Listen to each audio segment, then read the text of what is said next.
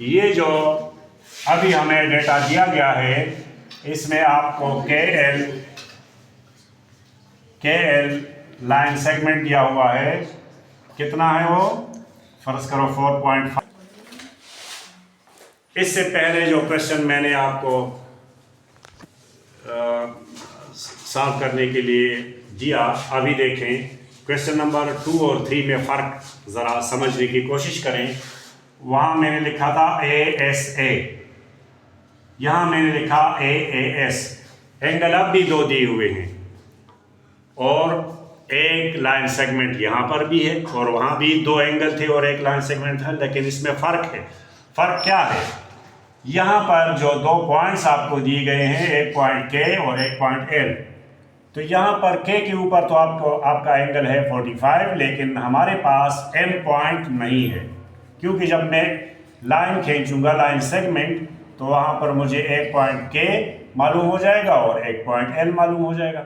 लेकिन K का angle तो ठीक है, मुझे पता है, और K पॉइंट भी मेरे पास है, लेकिन यहाँ पर मसला ये है कि यहाँ पर जो M एंगल है तो उसके लिए पॉइंट हमें मौजूद नहीं है।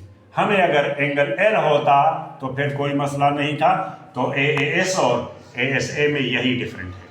तो इसका तरीका है थोड़ा सा, पहले तो मैं ये KL लाइन ड्रा करूँ, उससे K और L दो पॉइंट्स हमें मालूम हो जाएंगे। ये पॉइंट K है और ये पॉइंट L है, और इनके दरमियान जो डिस्टेंस है वो 4.8 cm है। अब K पॉइंट तो मेरे पास है, मैं वहाँ पर 45 एंगल बनाऊंगा, जो इससे पहले भी मैं बना चुका हूँ क्वेश्चन नंबर 2 में। उसका तरीका ये है कि आप K के ऊपर कंपास रखें और एक सेमी सर्कल ड्रा करें। अब ये तो 180 साइड है और ये 0 साइड, ये 0 के ऊपर आप प्रकार रखेंगे तो नेक्स्ट आपका जो एंगल आएगा वो 7 आएगा। ये 60 है, 60 लिखने की ज़रूरत तो नहीं है, लेकिन समझने के लिए आप यहाँ 60 लिख भी सकते हैं। अब 45 से पहले 30 होना चाहिए, तो 30 इन दोनों के दरमियान है, तो यहाँ पर पॉइंट रखकर प्रकार रखकर या कंपास रखकर आप एक आर्क खींचें और फिर के 60 के ऊपर आप रखें तो दूसरा आर्क। ये जो पॉइंट आपको हासिल हुआ ये के साथ मिलाएं बिल्कुल उसकी सीध में, तो ये 30 का पॉइंट आपको हासिल हुआ। 30 पॉइंट जब हासिल हो जाए तो उसका नेक्स्ट पॉइंट आता है 45 का। यहाँ से एक आर्क खींचें और यहाँ से एक और आर्क, तो ये इन दोनों के दरमियान जो पॉइंट हमें मिल गया वो 45 का, ये 45 एंगल बन गया। और इसको हमने आगे ले जाकर 30 का हमें ज़रूरत नहीं थी, लेकिन मकसद नहीं था 30, लेकिन ज़रूरत थी, इसलिए अब मैं पॉइंट M मेरे पास नहीं है और एंगल M है। इसके लिए हमें ये करना पड़ेगा कि हमें पता है कि angle L plus angle M plus angle K, इनका मजमुआ हमें पता है 180 डिग्री। एक ट्रायंगल के तीनों एंगल्स का मजमुआ 180 डिग्री होता है, ये हर किसी को पता होना चाहिए। अब हमारे पास एंगल K जो है वो 45 डिग्री है, एंगल L हमारे पास नहीं दिया हुआ और पॉइंट तो हमारे पास है ये वाला, ये हमें चाहिए, और एंगल M जो है वो 60 डिग्री है और ये 180 डिग्री है।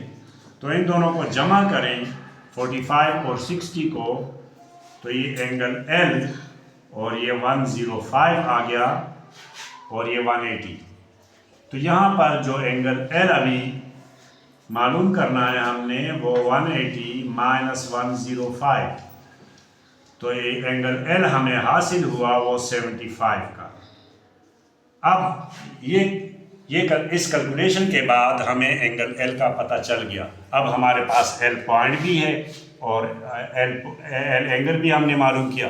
अब कोई मसला नहीं रहा, सिर्फ ये स्टेप करना ज़रूरी था इस क्वेश्चन में। तो यहाँ फिर जब L के ऊपर आप 75 बनाएंगे तो एक सेमी सर्कल ड्रा करें और फिर ये 0 कंसिडर करें और ये 0 है भी, तो यहाँ पर आप इसका ये 60 हो जाएगा। लेकिन चूँकि 75 60 से बड़ा है तो हमें और आगे जाना चाहिए और एक और आर्क आप लगाएंगे 60 के ऊपर प्रकार रखकर, ये 120 का आ जाएगा। अब 120 और 60 के दरमियान वाला जो एंगल है वो आप इसको मालूम करेंगे तो 90 का आ गया।